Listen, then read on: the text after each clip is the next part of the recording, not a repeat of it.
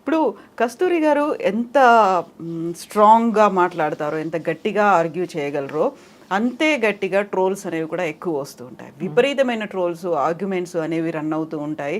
Social media వేదికగా అవుతూ ఉంటాయి కదా! సేమ్ టైమ్ మీరు ఇట్లా కామన్ పబ్లిక్‌నో లేకుంటే ఎవరైతే ఇలా ఎక్స్‌ట్రాస్ ఓవర్ రియాక్ట్ అవుతున్నటువంటి ఫ్యాన్స్ ఉన్నారో వాళ్ళని ఎలా అయితే క్వెషన్ చేస్తారో, same thing celebrities either they maybe directors అయ్యుండొచ్చు, యాక్టర్స్ అయ్యుండొచ్చు, సూపర్ స్టార్స్ అయ్యుండొచ్చు. హెసిటేషన్ అనేది అస్సలు ఉండదు కదా! దాంతో వచ్చేటువంటి రిపర్కషన్స్ అనేవి ఉంటాయి కదా! ఉంటాయి, హ్మ్. పర్లేదు. You are ready to take them అంతే. ఉంటాయి, బట్ సో వాట్? హ్మ్. ఇప్పుడు చెప్పకపోతే ఎప్పుడు? ఎవరైనా పర్లేదక్కడ. ఇప్పుడు మీకు నో, లేదు, నేను ఐ స్పీక్ ద ట్రూత్. నేను ఎప్పుడైనా ఏమైనా ఫేక్ న్యూస్ ఎప్పుడైనా పంచానా? లేదు కదా. I speak the truth, I ask valid questions. Sometimes it is uncomfortable, inconvenient for people, ఉండని.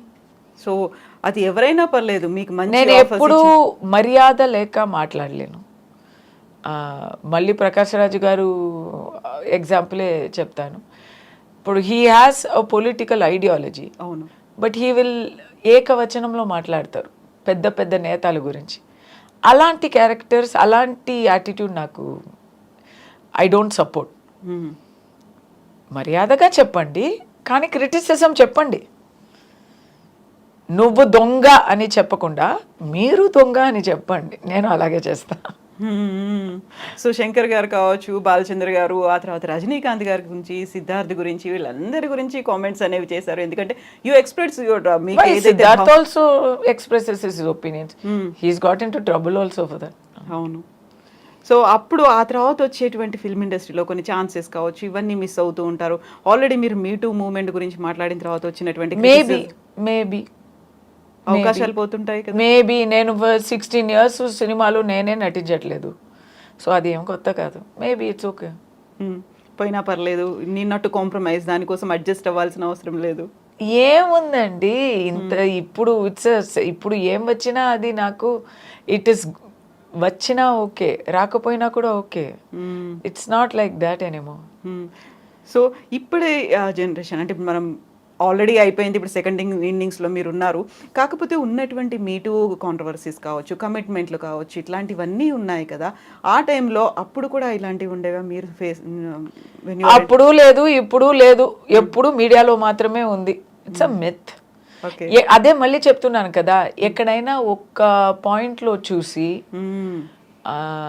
ఇది ఏంటి గుడ్డి వాళ్ళు ఏనుకని చూసినట్టు, ఏనుక అంటే కాళ్ళని పట్టుకొని ఏనుక అంటే చెట్టే అన్నాడంట. ఏనుక అంటే చెట్టు కాదు కదా, ఏనుక అంటే ఏనుకే కదా. So you cannot generalize. ఎప్పుడు ఉంది గాసిప్ అనేది, నా పూటలో ఉంది, ఇప్పుడు ఉంది. ఈ అడ్జస్ట్మెంట్స్, కమిట్మెంట్స్ గురించి అప్పుడు రాసేవారు, ఇప్పుడు రాసేవారు. ఇప్పుడు రాయడం కాదు, ఇప్పుడు యూట్యూబ్లో ఇంటర్వ్యూస్ ఇస్తున్నారు. అది it will always be there. మీడియాకి అది ఒక soft target and it's money spinning. జనాలకి అది ఒక స్వారస్యమైన ఒక గాసిప్ కదా, అది ఎప్పుడూ ఉంటుంది. కానీ దాంట్లో ట్రూత్ అనేది ఎక్కడైనా ఎప్పుడైనా ఇంత ఉంటుంది అంతే. సో, కస్తూరి గారు ఏంటంటే ఒక బోల్డ్‌గా ఉంటారు, బ్రేవ్‌గా ఉంటారు. నేనేమో బ్యూటీ, బ్రెయిన్ ఇలాంటివి నేను అనను. బోల్డ్ అండ్ బ్రేవ్ అంటే బ్యూటీ కదా, బ్రెయిన్ కాదా? అది యూజువల్‌గా అందరూ చెప్పేస్తుంటారు. బ్యూటీ విత్ బ్రెయిన్స్ అనేది అలా ఒక ఫ్రేజ్ లాగా ఫిక్స్ అయిపోయింది కాబట్టి బోల్డ్ అండ్ బ్రేవ్ అనేది ఉంటుంది. కస్తూరి గారు ఒక ఫోటో షూట్ చేశారు. టాప్‌లెస్‌గా ఒక చిన్న బేబీని పట్టుకొని చేసినటువంటి ఫోటో షూట్. యాహ్! మీ బేబీ, మీ సెకండ్ కిడ్ కదా! బోల్డ్ అంత కాంట్రోవర్సీ వచ్చింది కదా ఆ టైంలో. యాక్చువల్లీ లేదు, అది కూడా మీడియా పర్సన్స్కి అది కాంట్రవర్సీలా అనిపించింది. First of all that photoshoot was not meant for publication in India. ఇక్కడ ఉన్న వాళ్ళకి ఆ మాత్రం కూడా ఎథిక్స్ లేదు. మీడియాలో without copyright they will publish, without consent they will publish. వాళ్ళకి కావాల్సింది ఆ పూటకి ఒక న్యూస్, ఒక controversy. It was meant for a totally different audience, not for Indians. Absolutely not. It was an initiative to promote post traumatic disorders ఉంటాయి కదా, ఆ postpartum disorders. Postpartum. So for bodies of మదర్స్కి after delivery తర్వాత వచ్చే body అంతా మారిపోతుంది. So they have a lot of questions. Actually ఇప్పుడైతే after so many years నేను చెప్పగలను, parenthood is a life long guilt trip. మనం ఎంత చేసినా మనకి అది సరిపోదు, సాటిస్ఫాక్షన్ ఉండదు. ఇంకా అలా చేయాల్సి ఉంటుంది, అలా చేయాల్సింది, అప్పుడు తప్పైపోయింది, అది మిస్ అయ్యాము అని మనం ఎప్పుడూ అలాగే అనుకుంటాం. పిల్లలకి మనం ఏం చేసినా మాకు అది నిండదు. దానికోసం చేసిన ఒక photoshoot meant for American women.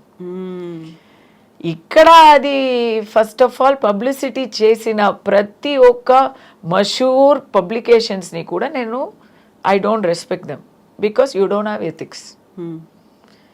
ఇక్కడ ఎందుకు మీరు ఈ న్యూస్ ఇప్పుడు పబ్లిష్ చేయలేదని ఎవరు అడిగారు?